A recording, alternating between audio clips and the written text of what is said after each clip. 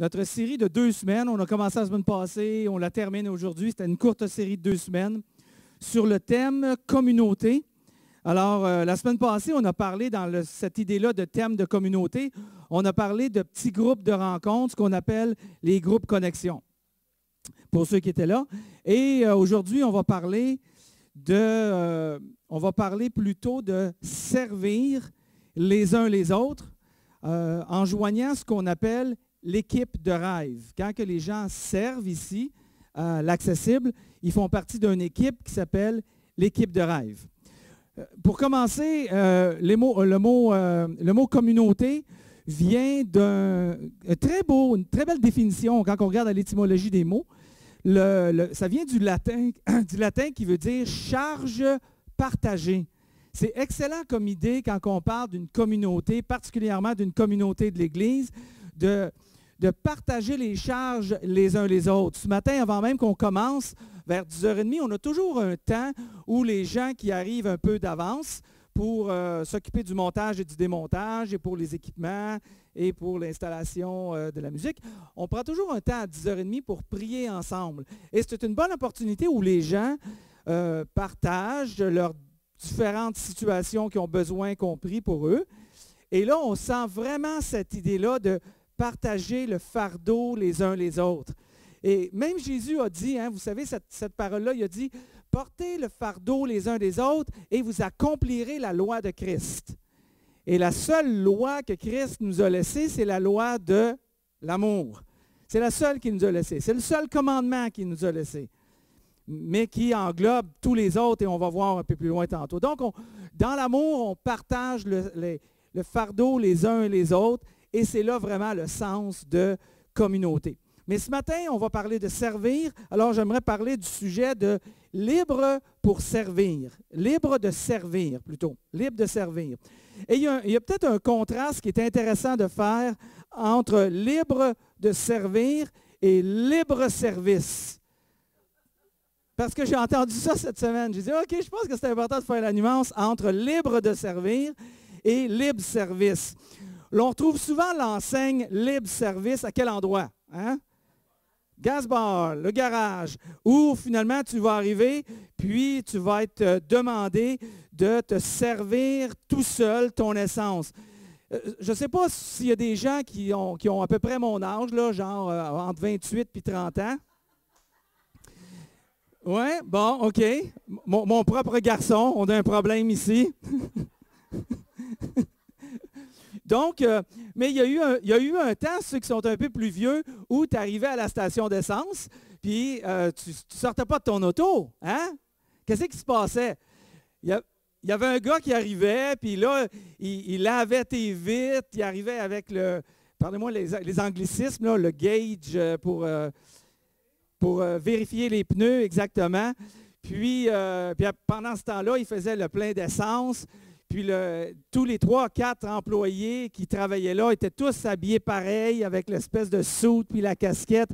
Ça, c'était vraiment un temps, en tout cas. C'était un bon temps tant qu'à moi. Mais il y a encore quelques stations d'essence qui sont comme ça. Puis des fois, je m'arrête justement parce qu'ils font ce travail-là. Pas parce que je veux nécessairement être servi, parce que je trouve que c'est génial comme approche service à clientèle. En tout cas, c'est une perspective. Évidemment, ça a bien changé depuis ce temps-là. Ça a passé de libre service pour ta station d'essence, libre service dans les restaurants où il faut que tu nettoies ta table avant de partir. Mais je me souviens encore quand, à un moment donné, quand j'étais jeune, là 5-6 ans, où il fallait que je nettoie ma table au McDonald's, puis je me disais, ben voyons donc, comme si on va commencer à nettoyer nos propres tables. Puis aujourd'hui, c'est juste normal que de nettoyer sa table, tu sais. Mais c'est ça l'esprit de libre service. Mais si on utilisait plutôt notre liberté, non pas seulement pour se servir soi-même, mais aussi pour servir les autres. Là, on parle d'une idée puis d'une approche qui va être complètement différente. Je vous reviens sur ce sujet-là, qui est le sujet de notre message aujourd'hui, dans quelques minutes. Mais je veux simplement mentionner avant que ceux qui sont ici pour la première fois, si c'est votre première expérience avec l'Accessible, si c'est votre première expérience simplement dans une église, ou c'est vos débuts de votre marche pour apprendre à propos de la vie de Jésus, si vous n'êtes pas croyant, ou si vous êtes sceptique, ou si vous complétez toutes ces choses-là, puis vous êtes entre les deux, tout ça, hein, on est content que vous soyez là, et particulièrement aujourd'hui, vous avez bien choisi votre journée pour être ici. Pourquoi? Parce que ce qu'on va partager, ce qu'on va échanger ensemble, c'est applicable dans la vie de tout le monde, même ceux qui ne sont pas des étudiants de Jésus-Christ. Donc, c'est un merveilleux, vous avez choisi un bon temps pour soit écouter en ligne notre message ou simplement d'être avec nous en présence. Vous avez bien choisi votre moment. Et si vous avez été payé pour être ici aujourd'hui, eh bien, c'est une pierre deux coups, hein? Parce que vous allez sortir quelque chose qui est vraiment intéressant. Alors, le but du message d'aujourd'hui est de vous engager ou de vous réengager dans le service au travers de la communauté de l'accessible. Donc, l'objectif, c'est de vous engager ou de vous réengager si peut-être vous avez déjà été engagé dans l'Église ou dans une autre Église autrefois, puis vous vous posez la question si je devrais me réengager ou pas. Mais je pense qu'aujourd'hui, c'est un bon temps si vous êtes justement un étudiant de Jésus-Christ et vous cherchez à découvrir la foi en Jésus. C'est un bon temps pour être réengagé. Et si c'est une première pour vous et vous n'êtes pas engagé dans le service des uns envers les autres à l'accessible, bien, vous avez trouvé un bon moment pour être motivé à être engagé. Et si vous vous dites dans votre cœur, ben moi, je n'ai pas le goût d'être engagé, ben tu as choisi un mauvais moment pour être ici parce qu'on va en parler aujourd'hui, puis on va être motivé. C'est mon objectif, d'être motivé à ce que chacun d'entre nous, on soit engagé à servir au travers de l'accessible. Les opportunités à l'accessible sont abondantes. Donc, aujourd'hui, ce que je vous demande aujourd'hui, excusez-moi, c'est de prendre le temps, de prendre du temps, parce que je sais que vous n'avez pas de temps pour être capable de faire le service. Je répète ça. Juste au cas où vous m'avez manqué, vous avez cligné des yeux pendant une seconde. J'aimerais qu'aujourd'hui, chacun d'entre nous, on prend le temps pour être capable de prendre de votre temps, de prendre du temps qui vous appartient, même si vous vous dites que mon temps est très précieux parce que je n'ai pas de temps. C'est tout à fait la réalité de notre monde d'aujourd'hui. Qui ici, à moins qu'on soit à notre retraite, puis quand on est à notre retraite, y a-t-il des gens qui sont à sa retraite, peut-être ici? Bon, quand on est à notre retraite, on dit qu'on a du temps, mais une fois qu'on commence dans l'univers des retraités, il y a tellement de choses qu'on est sollicité d'embarquer, de s'impliquer, et nous, il y a tellement de choses qu'on veut faire qu'on n'a pas été capable de faire pendant 40 ans, que là, on le fait, puis on a l'impression qu'on se couche le soir, puis on n'a pas le temps d'accomplir tout ce qu'on veut faire, et pourtant, on est retraité. Fait que je comprends ça. On est tous des individus qui travaillent, qui veulent travailler, puis qui vont manquer de temps. Mais aujourd'hui, je vous demande de prendre le temps, de prendre du temps pour le service, pour l'accessible. Les opportunités, comme je vous disais tout à l'heure, sont abondantes à l'accessible. Ce que j'aimerais avoir comme objectif aujourd'hui, avant d'aller vraiment dans le vif du message aujourd'hui, j'aimerais réussir à trouver 12 nouvelles personnes qui s'impliquent pour être capables d'accomplir différentes tâches. Les gens souvent me disent « Oh, mais dans quoi que je peux m'impliquer à l'accessible? » Je vous ai fait une petite liste ici, une petite liste pas très longue. On a toujours besoin, pour 12 personnes, on a besoin des gens qui sont à l'accueil. On en a des gens à l'accueil, mais ça permet une rotation, ça permet à d'autres personnes de s'impliquer et de donner à d'autres occasions des gens simplement de venir, de s'asseoir, de profiter un dimanche une fois de temps en temps, sans manquer. Donc, soit la musique ou soit le message. On a besoin des gens au montage puis démontage. Hein, le matin, on a besoin des gens qui vont être des animateurs ou animatrices pour le département jeunesse. C'est vraiment criant comme besoin. On a Titi qui est là en ce moment avec les enfants. On a une autre fille qui est là. On a deux autres filles qui viennent un dimanche par mois. On a vraiment des gens pour être capables de s'occuper. Même si vous seriez capable de donner un dimanche qui est une demi-heure par mois, je sais qu'on manque l'assemblée, le message, mais on a tout le restant de la relation les uns envers les autres, le temps de musique. Qui est quand même génial. Puis on vous donne du café pareil, puis on vous donne à manger quand même des biscuits. Bon. Hein, on n'est pas cheap, on n'est pas cheap. On cherche des musiciens, des chanteurs, des chanteuses, des animatrices de groupes Connexion. Vous savez qu'on a commencé la semaine passée des groupes qui vont commencer dans les maisons individuellement. Alors, on a besoin des gens qui vont non seulement donner leur nom pour être des hôtes, ou bien pour être des participants, ou pour être des animateurs, animatrices. Alors, si vous vous sentez intéressé avec ça, interpellé, c'est un espace qu'on a vraiment besoin pour bien commencer nos groupes connexion. On a besoin de quelqu'un qui va s'occuper du site web pour être capable de le mettre à jour, très important. On a besoin des responsables de levée de fonds. Hein? Des gens, vous dites, « Ah, moi, je suis bon à ramasser de l'argent. » Ah oui, il y en a des gens qui sont comme ça, qui ont de la facilité à ramasser de l'argent, ou plus de facilité, je vous dirais, on va dire comme ça, plus de facilité à ramasser de l'argent, de la levée de fonds. Si vous vous sentez capable de faire ça, venez vous joindre dans mon équipe pour être capable de trouver du financement, pour être capable de faire le travail qu'on a besoin de faire ici, dans la région de Joliette. On a besoin des responsables de production de scène, et j'en passe, mais je vous ai donné les gens les plus criants en ce moment. Ceux qui travaillent, ceux qui servent à l'accessible, comme je vous disais tantôt, se sont joints à l'équipe qu'on appelle l'équipe de rêve. L'équipe de rêve, pourquoi? Bien, parce que l'équipe de rêve, c'est un groupe de personnes exceptionnelles. C'est ça les bénévoles dans une église, et même les bénévoles en général. Des gens exceptionnels qui ont découvert leur talent, qui ont découvert leur intérêt, puis qui s'impliquent activement pour servir les uns et les autres. Pourquoi? Pourquoi l'équipe de rêve est importante? Pourquoi on découvre des gens vraiment exceptionnels? Parce qu'on croit, pour chacun d'entre vous, que votre vie n'aura jamais son plein potentiel tant que vous n'aurez pas découvert, développé et partagé vos dons et vos talents. Si on partage nos dons, nos talents, si on les découvre, si on les met au service des autres, croyez-moi, la vie devient significative quand ça va plus loin que juste pour nous et nous-mêmes. Et souvent, c'est des étapes et des pas qui sont difficiles à franchir. Mais ceux qui ont franchi cette étape-là, ils réalisent à quel point leur vie est enrichie. Et le plus bel exemple qu'on peut regarder, bien sûr, c'est Jésus-Christ. On en reparlera dans une seconde. Mais l'apôtre Paul, inspiré justement de la pensée de Jésus, a écrit à une église à Éphèse, en Grèce, et il a dit à cette église, il a dit, Dieu nous a créés, en parlant de nous, les gens qui font partie du corps de Jésus-Christ. Il dit, Dieu nous a créés pour une vie riche de bonnes activités, de bonnes œuvres, de services, si vous voulez, qu'il a préparé à l'avance. Dieu a préparé un service à l'avance pour chacun d'entre nous afin que nous les accomplissions, ces activités-là qui ont été préparées d'avance.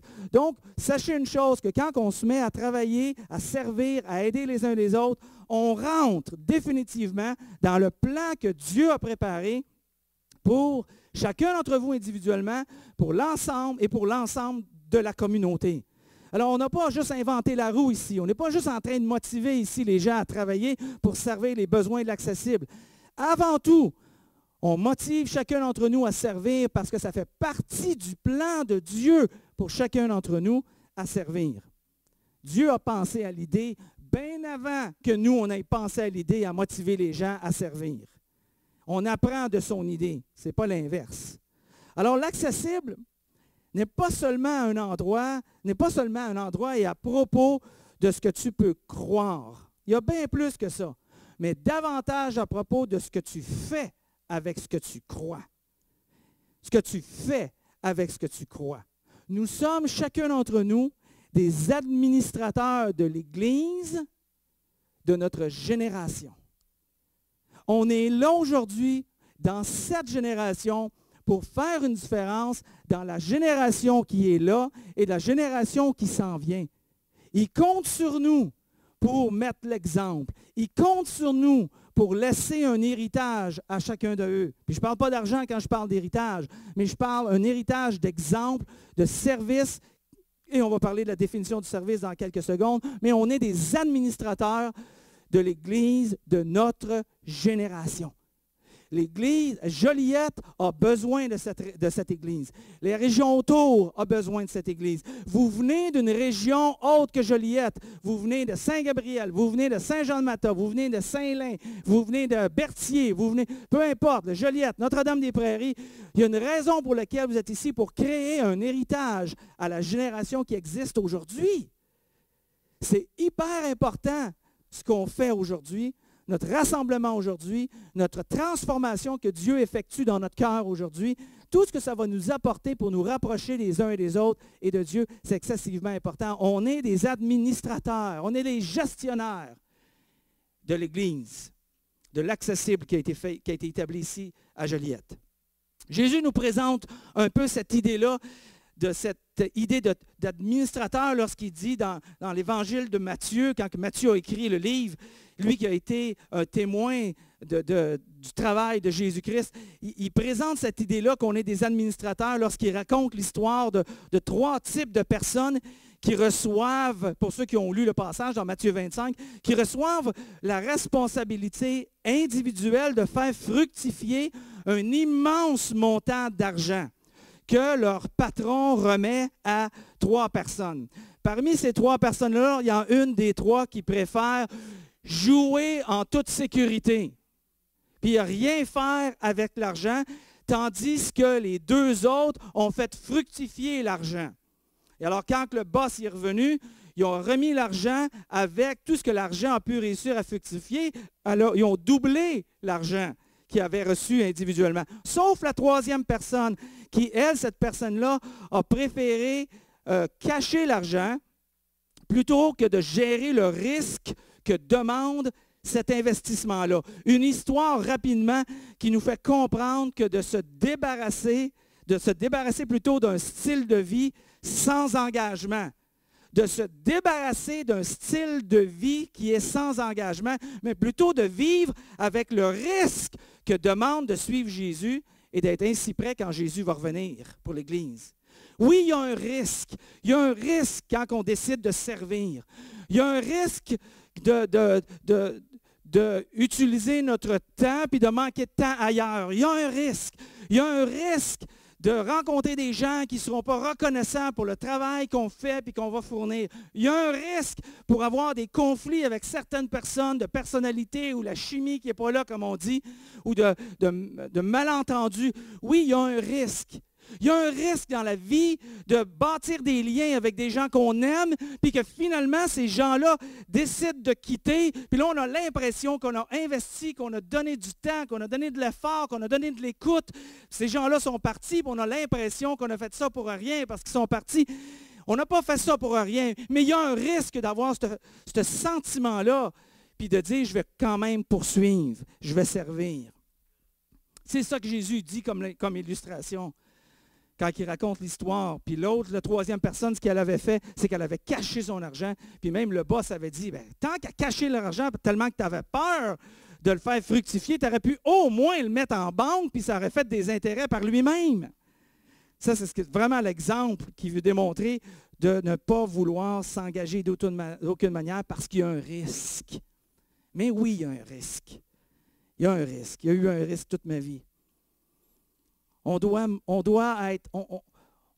se poser la question, pourquoi motiver notre engagement ou mon réengagement, si vous voulez, pour le service? On devrait se poser la question.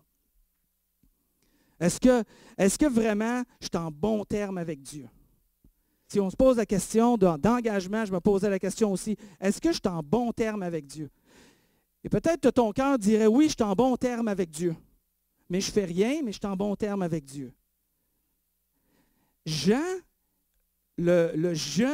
plus jeune des disciples de Jésus, a écrit dans sa vieillesse, donc il avait acquis de l'expérience, il avait acquis de la sagesse, du discernement, nous a dit, il dit,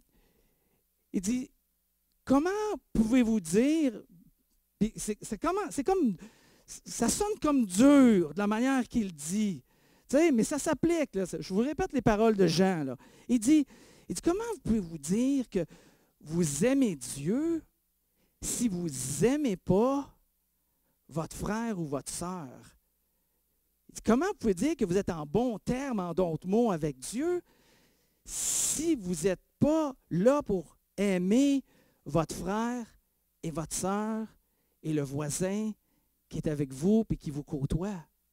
Est-ce que vraiment je suis en bon terme? Parce qu'il y a un lien direct entre être en bon terme avec Dieu et le service les uns envers les autres. Il y a un lien qui est direct. Et j'aimerais qu'on regarde justement à cette illustration, pas cette illustration, cette explication-là du lien direct entre aimer Dieu et servir les autres. Il y a un lien direct. Encore une fois, Paul, je vous amène dans ce contexte-là.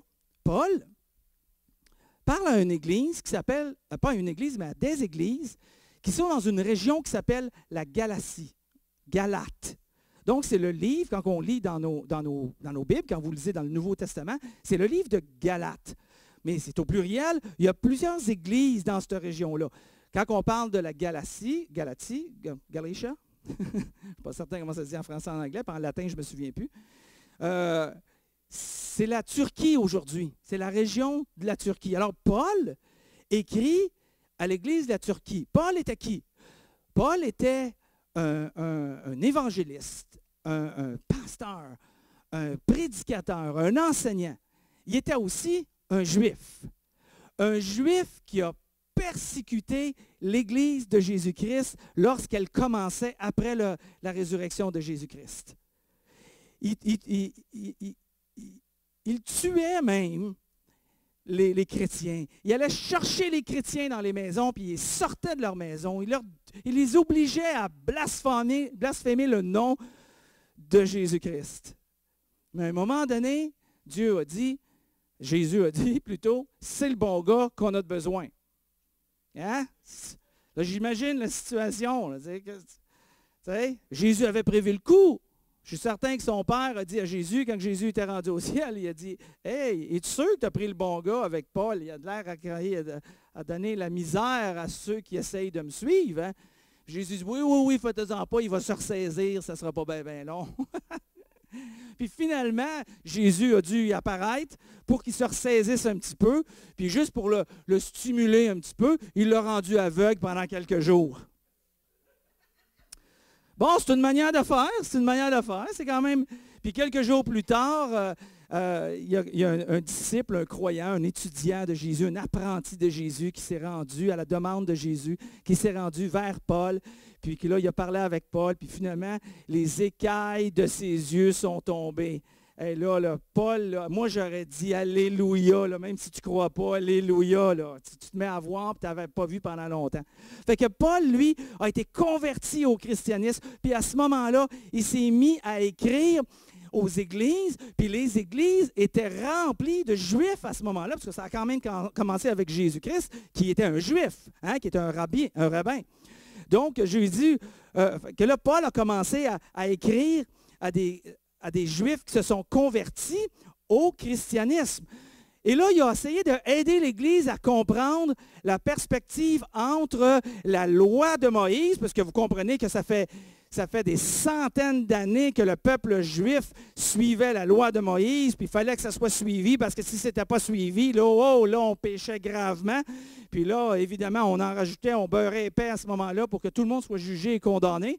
Mais plus tu as de loi, plus tu as de manière de la briser. Hein? Donc, tout le monde était continuellement condamné.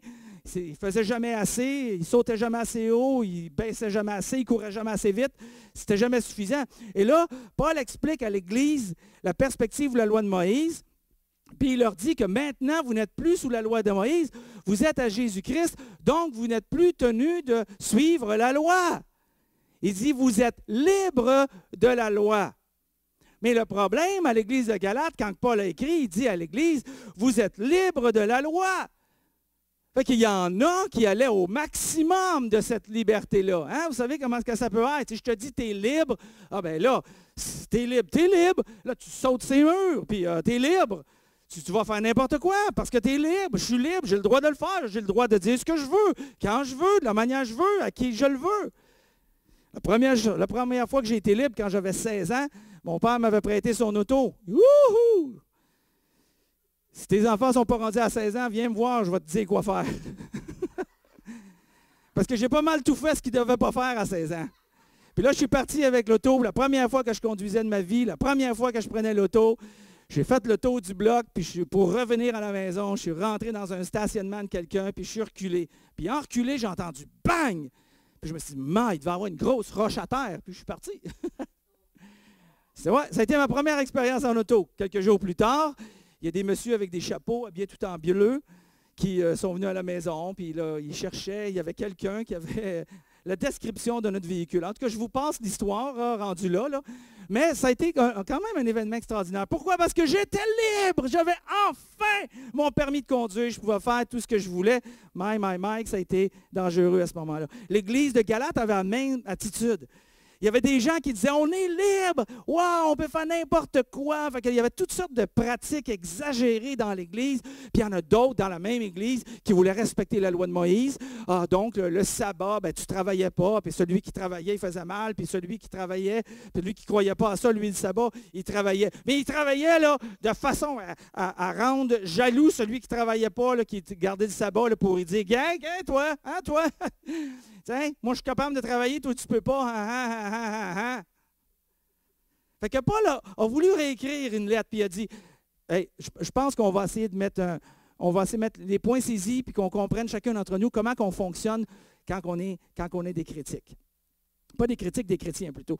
Alors, le principe que Paul a expliqué, qui s'applique à nous aujourd'hui, est extraordinaire. C'est extrêmement puissant pour nous aider. Écoutez bien ça, là. Moi, ça m'a aidé énormément. Pour nous aider dans les relations difficiles particulièrement. Quand on a des relations difficiles de famille, avec des amis, avec des collègues de travail, avec des gens de l'Église, on a des relations qui sont difficiles. Il y a quelque chose de difficile. Genre, on n'a pas de chimie, là. Tu sais? Comment qu'on fonctionne? Et ce principe-là que Paul établit est extraordinaire, qu'on soit croyant, et c'est là que je disais quand j'ai commencé, qu'on soit croyant ou non croyant, c'est extraordinaire comme principe. Ça va vous aider, je vous garantis, dans vos relations, particulièrement les relations qui sont difficiles. Puis des relations difficiles, on en a tous. Parce que le seul problème de vivre sur cette terre, c'est les humains. Si ce ne serait pas des humains, on n'aurait pas de problème. Right? Donc, Paul écrit cette lettre-là à l'Église de Galate et il leur dit, oui, mes frères et sœurs, vous avez été appelés à la liberté. Ah, bon, il met les choses claires. On est appelés à vivre la liberté. Seulement. Donc, il veut dire, attention là. Il y a une nuance à faire, il y a un contraste ici à faire qui est important. Seulement, ne faites pas de cette liberté un prétexte pour vivre comme des hommes livrés à eux-mêmes. Quand il dit de ne pas faire un prétexte pour vivre comme des hommes livrés à eux-mêmes, il est en train de dire de ne pas utiliser sa liberté comme pour une excuse pour faire tout ce que tu veux et que ta liberté, surtout, c'est le point, et que ta liberté ne serve que pour ton propre intérêt. C'est ça qu'il est en train de dire.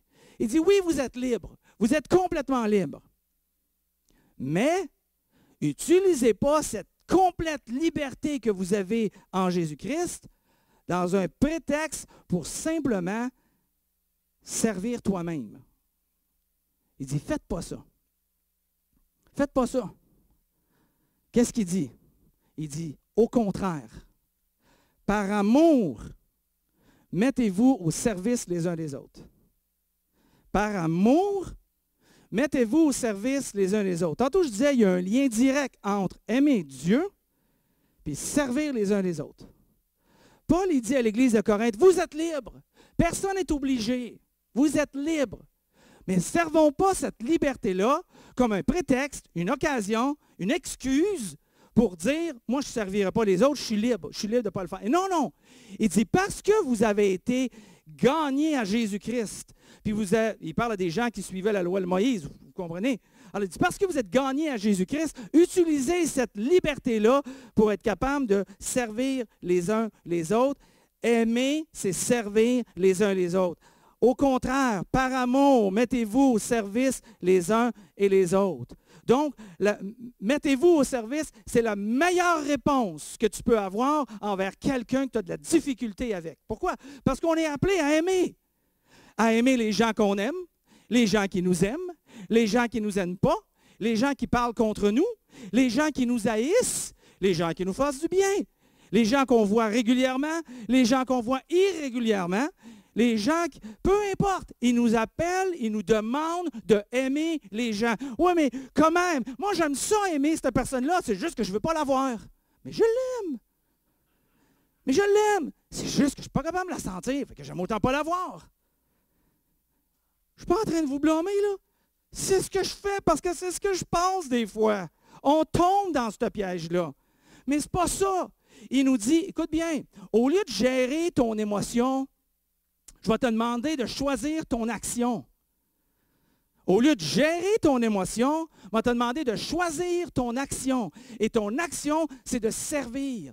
Pourquoi? Parce que tu aimes Dieu. Si tu aimes à la verticale, aime à l'horizontale aussi. Parce que tu aimes à la verticale, on doit aimer à l'horizontale. C'est le seul commandement que Jésus nous a donné. Il n'en a pas donné beaucoup, il en a juste un. Il sait qu'on a de la misère avec la quantité de commandements. Mais s'il en donne juste un, puis il nous rend libres dans ce commandement-là, ben c'est le meilleur des mondes. Et c'est ça qu'il nous demande, de servir. Fait que quand on a de la difficulté avec quelqu'un, la réponse à notre difficulté de caractère ou de chimie ou de haine ou de frustration qu'on a avec cette personne-là, la réponse, n'est pas changer ton sentiment. Il y a des gens là dans ma vie, je sais que Dieu me demande d'aimer tout le monde, puis il y a des gens que je ne suis pas capable d'arriver à aimer. Ils me tapent ses nerfs. Right? Ah ben là, François, tu ne devrais pas faire ça. Tu es pasteur d'église. Je le sais, je suis juste le pasteur. Ça veut dire que je tiens le micro. C'est tout ce que ça veut dire. Right? On est pareil. Mais j'ai cette difficulté-là. Et comment je réponds à ces gens-là? Je les ignore. Je ne leur parle pas. Je m'éloigne. Je parle contre eux autres. Je monte une gang contre eux autres. Hein? Qu'est-ce qu'on fait? Ma réponse, Paul a dit, servez. C'est ça qu'il a dit. Servez les uns les autres. Oh, mais j'ai de la difficulté avec une telle personne. Là, on va prier. C'est ça que je faisais. Change mon cœur, Seigneur. Change mon cœur. Puis là, je revois cette personne-là. Puis là, elle dit quelque chose qui me blesse. Puis là, ça mérite. Puis je me dis, je n'aurais jamais dû y parler. Puis là, je retourne. Puis je suis malheureux. Je suis malheureux parce que je n'agis pas dans l'amour. Je veux suivre Jésus. Vous voulez suivre Jésus. Fait que je ne suis pas bien là-dedans. L'Esprit de Dieu combat contre les pensées de l'homme. Hein? C'est pour ça que l'Esprit de Dieu nous habite. Fait que là, je retourne puis je dis à Dieu, j'ai de la misère avec lui ou avec elle ou avec telle personne ou tel groupe. Ou, aide-moi, puis je veux bien, aide-moi à m'en sortir. Puis là, je retourne, puis là, encore la même affaire. Mon sentiment n'a pas changé encore. Parce que la réponse de Paul, c'est pas « mets-toi à genoux puis prie ». Ce n'est pas sa réponse. Nous, c'est la réponse à tout. Des fois, on exagère. Des fois, on manque. D'autres fois, on met tout sur le couvert de la prière. Fait que, si la prière n'y arrive pas, ce n'est pas de ma faute. Moi, j'ai prié. Non.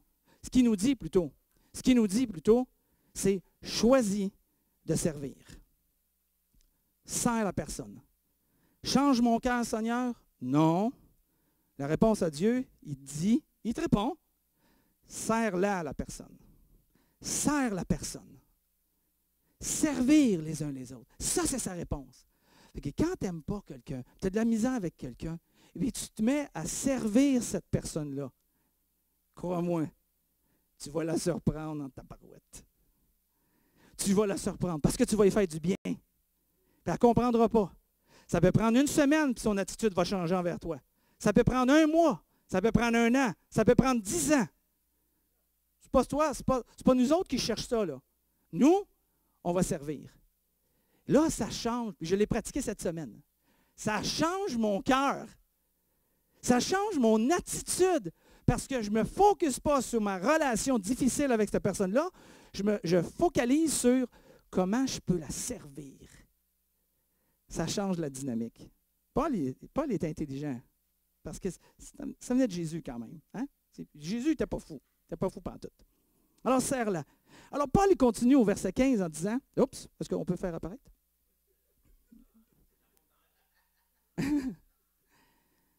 Au verset 15, est-ce qu'on a un petit problème ou j'avance sans ça?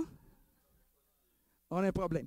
Donc, le passage suivant dit, « Mais si vous vous blessez les uns les autres, et si vous vous entre-déchirez, tout ce qu'on parle depuis tantôt, là, prenez garde, vous vous détruirez mutuellement. » Et en d'autres mots, il dit, « Si tu utilises ta liberté et tu choisis de ne pas servir, oh là, ça c'est lourd sur nous, là. Prends aujourd'hui le temps pour donner du temps, même si on n'a pas de temps. Il dit, si tu utilises ta liberté puis tu choisis de ne pas servir, tu vas nourrir tes désirs naturels. Et les désirs naturels sont contraires à ceux de l'Esprit de Dieu qui nous habite. Les désirs naturels que Paul fait référence ici, il parle de jalousie, d'égoïsme.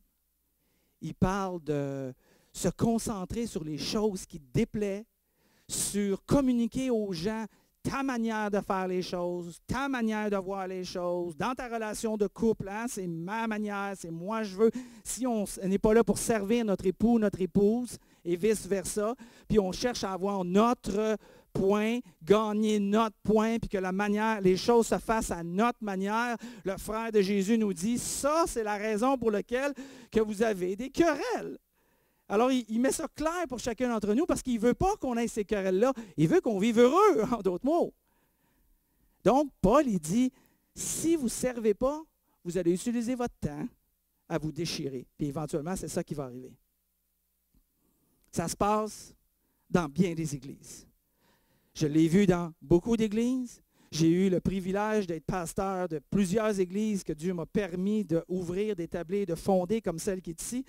J'espère que c'est la dernière. Je crois vraiment que c'est la dernière puis que je vais rester ici jusqu'à temps que je sois vieux, là. C'est très, très vieux, très longtemps. Là. Si je calcule ça, 30 ans jusqu'à, mettons, 90, c'est quand même un autre 60 ans pris avec moi.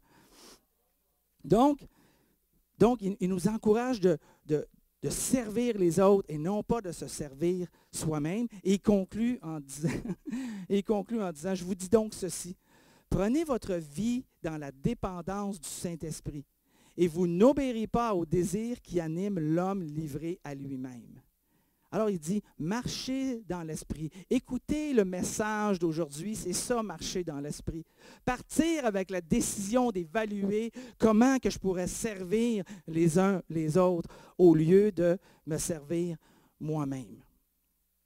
J'aimerais maintenant vous présenter, avant d'amener ma conclusion, j'aimerais qu'on regarde un petit vidéo. Est-ce qu'on est capable, dis-moi qu'on est capable de voir le petit vidéo. OK. Je vais vous présenter un petit vidéo de 5 minutes.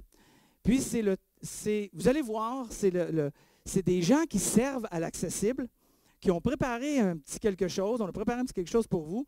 Ça dure 5 minutes qui nous aide à voir la perspective de pourquoi les gens servent à l'accessible. Alors, on va regarder ce petit vidéo-là qui dure, comme je vous dis, 5 minutes. Puis après ça, je vous reviens avec une conclusion. Allô tout le monde, je m'appelle Caroline, je suis bénévole animatrice auprès des enfants à l'accessible. Alors, j'ai décidé de servir à l'accessible parce que je sais quand je sers les autres, je sers mon Dieu. Alors, j'ai décidé de partager ce que j'ai déjà reçu du Seigneur, c'est-à-dire mon temps, ma bonne humeur, mon sourire. Merci. Salut, mon nom c'est Mélissa. Vous allez souvent me voir à l'accessible à l'accueil ou à la console pour m'occuper un peu de mettre les paroles à l'écran, des vidéos et tout ça. Puis j'aime ça m'impliquer un peu partout. Ce qui me pousse à m'impliquer à l'accessible, c'est vraiment l'amour, puis le désir de grandir ensemble, puis de s'accompagner. Donc voilà, merci. Bonjour, moi c'est Lise.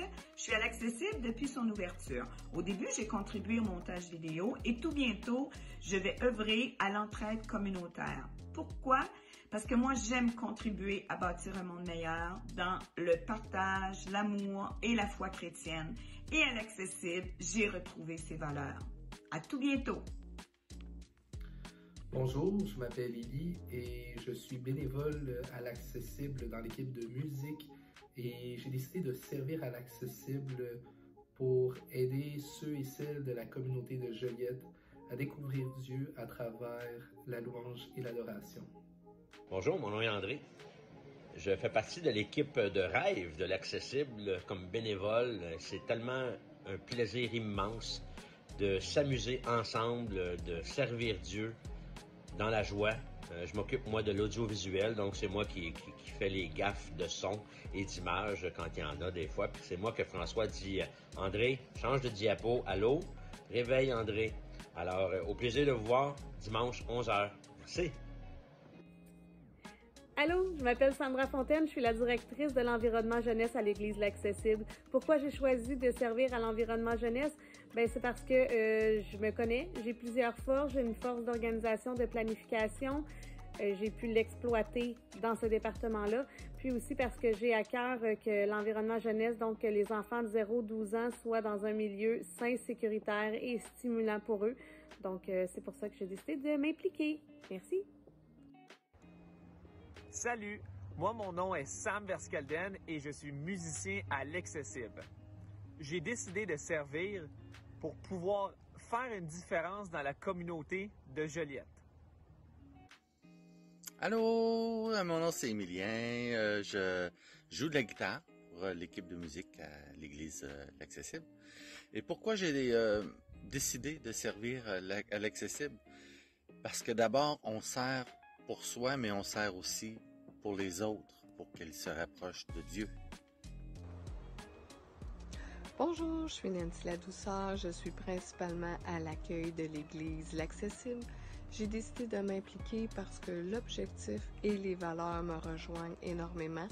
Ce sont des personnes impliquées, exceptionnelles, et je crois fondamentalement que Dieu peut faire une différence dans votre vie. Merci! Bonjour tout le monde, mon nom est François Delisle, je suis technicien en informatique au département d'informatique de l'Accessible.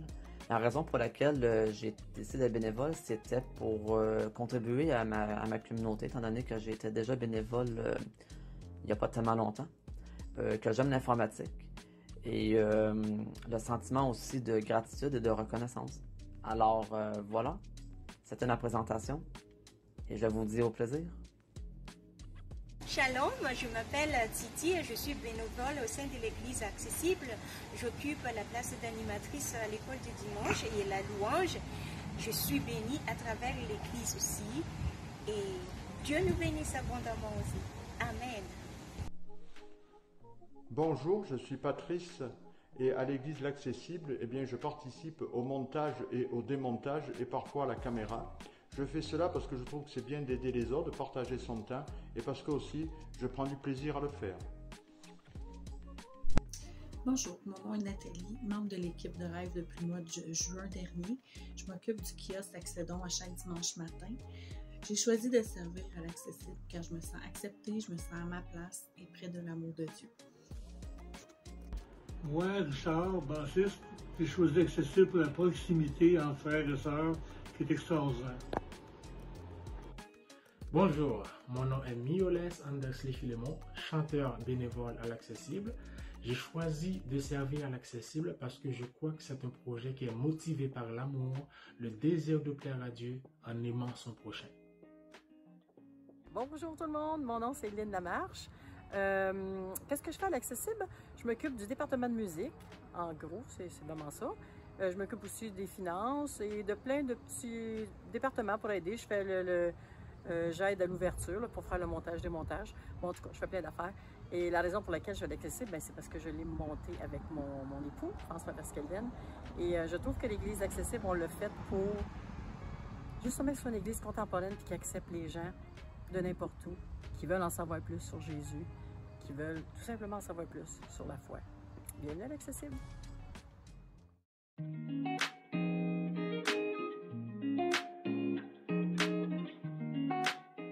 Évidemment, je voulais remercier chacun des bénévoles pour tout le temps, le travail, le service qui est fait pour l'Accessible, pour être capable d'accomplir tout ce qu'on fait ici le dimanche matin, mais aussi tout ce qui se fait partout durant la semaine. Et peut-être vous allez vous poser la question, jusqu'où moi je dois aller en matière de service? Jusqu'où je dois aller en matière de service? C'est où ma limite? Puis, je pense qu'on n'a plus accès à la projection. Parce que Jésus, lui, à un moment donné, nous a donné cette réponse-là, puis je voulais vous laisser avec cette réponse-là. Parce que c'est important de comprendre qu'est-ce que Jésus vraiment pense. Puis qu'est-ce qu'il a fait. Parce que c'est comme ça qu'on apprend dans notre vie. Hein? plusieurs passages dans le Nouveau Testament. Il dit, étudiez la vie de Jésus, vous allez comprendre. Vous allez comprendre, puis vous allez suivre Jésus, puis vous allez avoir une meilleure relation les uns les autres, et une bonne relation avec Dieu, évidemment, c'est relié les uns avec les autres. Alors Jésus, il nous dit à un moment donné, dans le chapitre, dans l'Évangile de Jean, là où il fait la Pâque, il célèbre la Pâque avec ses disciples, puis Jésus, ils sont une douzaine, puis Jésus est entouré de gens autour de lui. Okay? Puis, mais les gens qui sont autour de lui, Jésus, il sait c'est qui. Il connaît les cœurs. Et si vous connaissez un petit peu l'histoire, vous savez comme moi que Judas était assis à la table, puis c'est lui qui a été un traître, qui l'a vendu. Mais il y avait aussi Pierre, qui, au son du coq, l'a renié 3 fois. Ça, c'est sans compter que tous les autres qui étaient là l'ont tous abandonné. Tout le monde l'a abandonné, les apôtres qui étaient là, le jour où il a été crucifié. Jésus savait. Et ça, c'était ses amis qui étaient autour de lui. OK? Vous comprenez la pensée de Jésus à ce moment-là?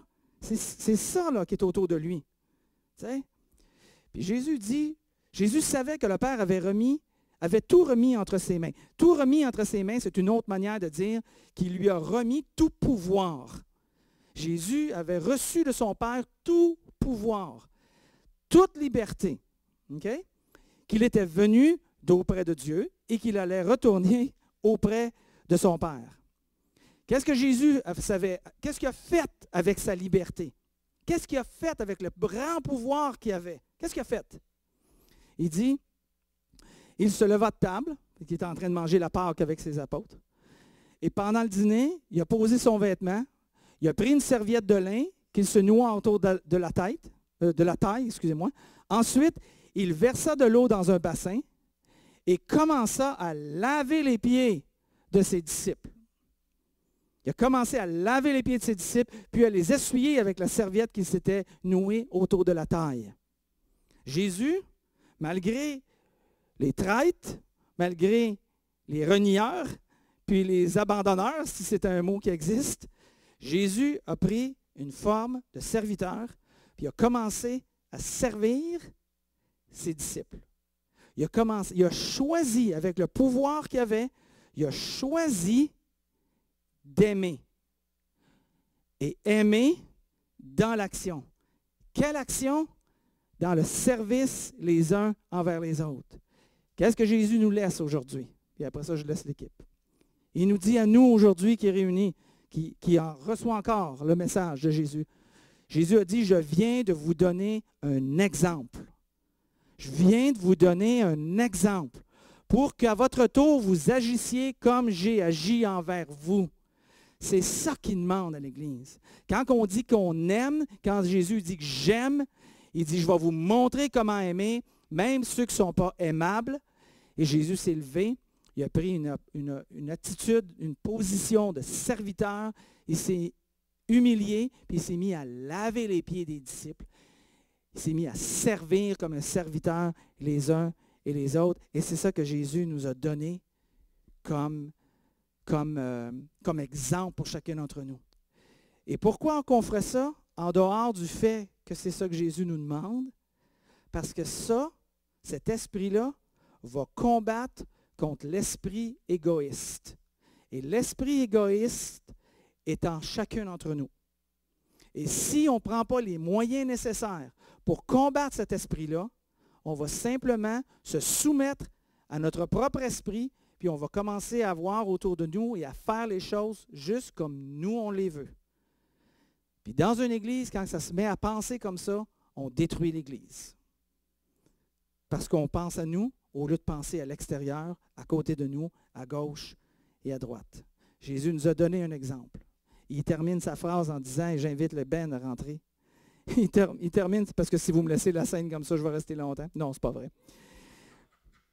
Il conclut en disant, il y a un passage qui est écrit, je vais conclure avec cette pensée-là. Le Fils de Dieu n'est pas venu pour être servi, mais pour servir.